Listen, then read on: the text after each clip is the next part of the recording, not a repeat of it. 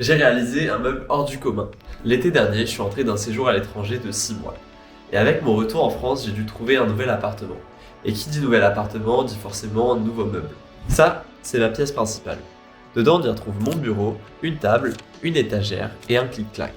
Et justement, l'avantage de ce clic-clac, c'est qu'il fait à la fois office de lit pour y dormir, mais c'est aussi mon canapé lorsque j'invite des potes chez moi. Lorsqu'il est déplié, il occupe une grande partie de la pièce, mais lorsqu'on le replie, ça fait tout de suite un vide. Afin de meubler la pièce, j'ai décidé de construire une table basse. Mais un problème persistait. Où est-ce que j'allais ranger cette table basse lorsque le lit serait déplié? Ni une ni deux, je sors mon carnet et je commence à noter des idées.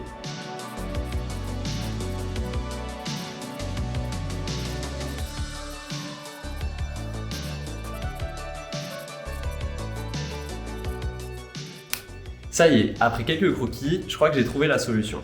Je vais créer une table basse qui peut se transformer en table de chevet. La table sera séparée en deux parties qu'on va soit assembler pour créer une table basse, soit dissocier pour créer deux tables de chevet. Allez, c'est parti, on y va.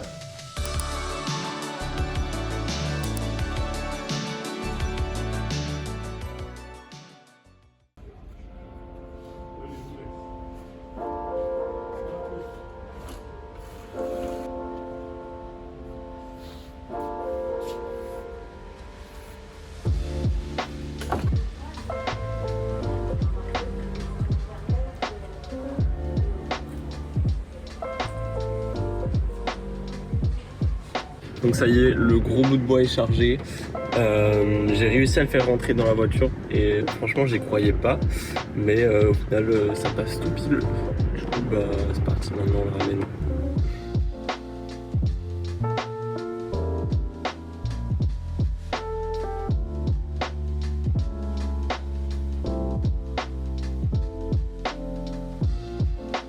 Ok, maintenant je vais vous parler des différents critères de conception de ce meuble.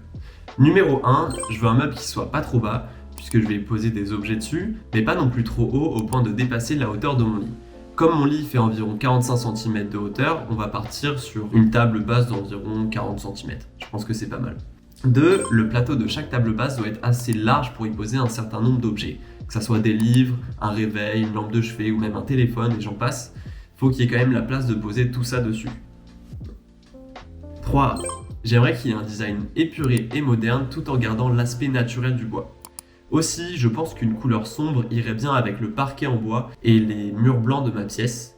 Donc pour ça, je me suis inspiré de ce meuble trouvé sur internet qui, soit dit en passant, coûte bien trop cher. Donc autant le faire moi-même. Allez, après avoir réalisé les premiers tracés, on peut passer aux décos brutes.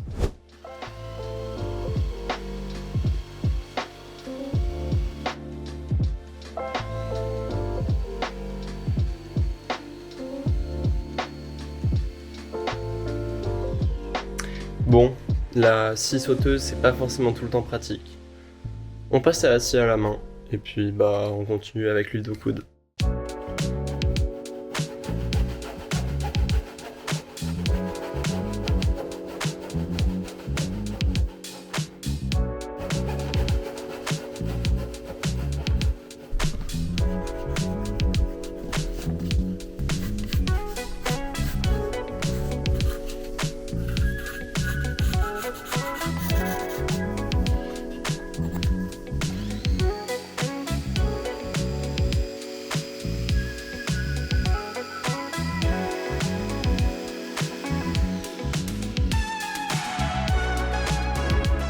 Bon, ça y est, voilà ce que ça donne.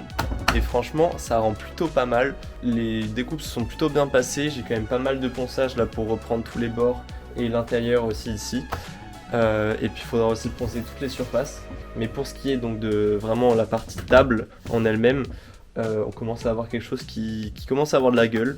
Donc ça fait plaisir. Bon, il y a encore pas mal de boulot. Donc on continue, c'est parti.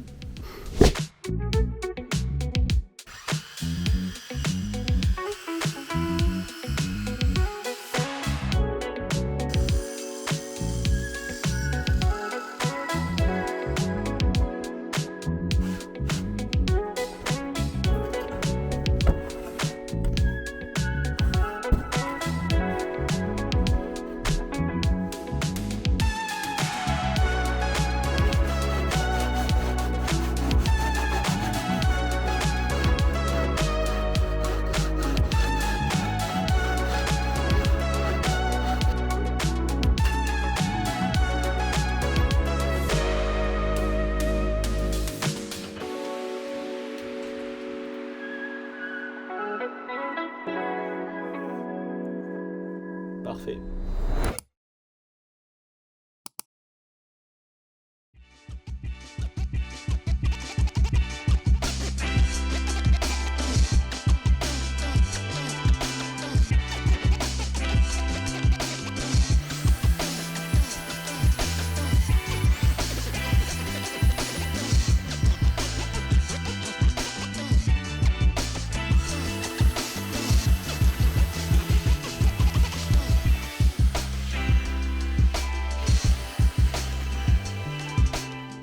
Bon, ça y est, tous les bords sont poncés là.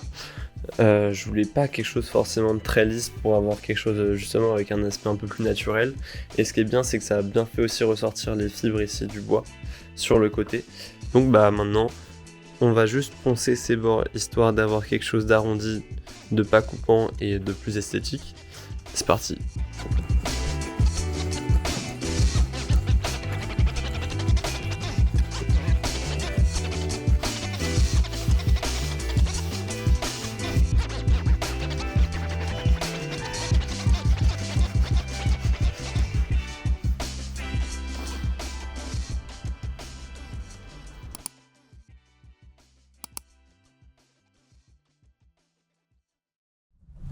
Bon, ça y est, à ce stade de la fabrication, on a fait le plus dur, c'est-à-dire le ponçage. Et franchement, ça m'a pris énormément de temps, on ne dirait pas à l'écran, mais c'était vraiment très relou.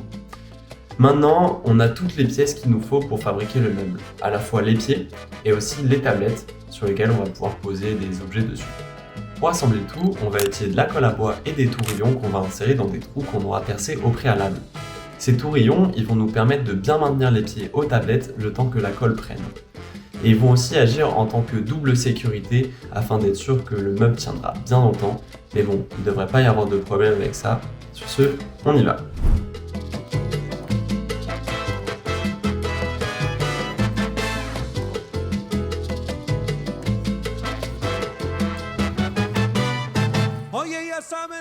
Ici, je me suis aidé de morceaux de scotch pour pouvoir aligner correctement les deux faces lorsque je perce. Voilà, comme ça, c'est parfait. Et puis ensuite, on place les tourillons qu'on enfonce au marteau et on met une bonne tonne de colle. J'avoue, j'ai peut-être un peu abusé sur la quantité de colle, mais au moins on est sûr que ça va tenir.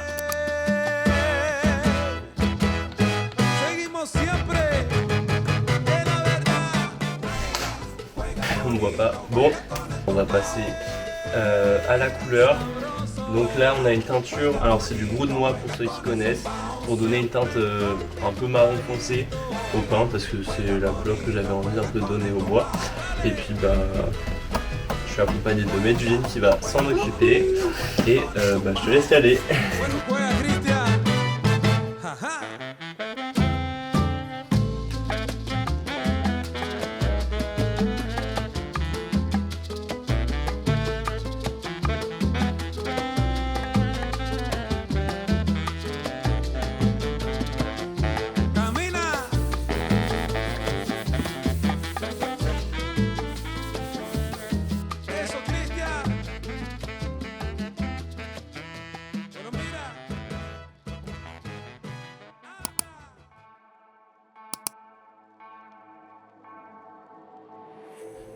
Et voilà, ainsi s'achève la fabrication de ce meuble table basse / table de chevet. D'ailleurs, j'ai pas trouvé de nom pour ce meuble, donc si jamais vous avez des idées, n'hésitez pas à le mettre dans les commentaires, je suis vraiment très preneur. Bon, je pense que vous le savez peut-être déjà, mais je suis pas du tout un professionnel et encore moins un menuisier. Je suis juste quelqu'un qui aime bien passer son temps sur ce genre de projet, à bricoler un petit peu comme ça. Et ici, je voulais créer un objet à la fois pratique et agréable visuellement parlant. Et je pense qu'avec l'expérience que j'avais et les outils dont je disposais, je peux vraiment être fier de ce que j'ai réalisé. Ok, il n'est pas parfait, mais c'est aussi ça qui fait son charme. Avant de vous présenter le reveal final du meuble, je voulais vous parler de combien il m'a coûté. D'abord, j'ai dépensé une 50aine d'euros dans une planche en sapin que j'ai utilisée entièrement pour faire le meuble. Ensuite, j'ai payé environ 8 euros pour de la colle à bois et 10 euros pour la teinture de brou de noix. Et ce qui est bien avec ces produits, c'est que je les ai pas finis, donc je vais pouvoir les réutiliser pour d'autres projets. Enfin, on peut compter environ 5 euros de petits matériels comme par exemple du papier à poncer ou encore les tourillons en bois. Au total, j'aurais payé moins de 75 euros pour un résultat qui est franchement très réussi. Et je vous invite d'ailleurs vous aussi à réaliser ce genre de projet à la maison parce que ça coûte pas très cher et qu'il y a besoin que de très peu de matériel. Donc allez-y, lancez-vous. Bon allez, assez de blabla, je vous laisse avec le reveal. C'était Simon. Over.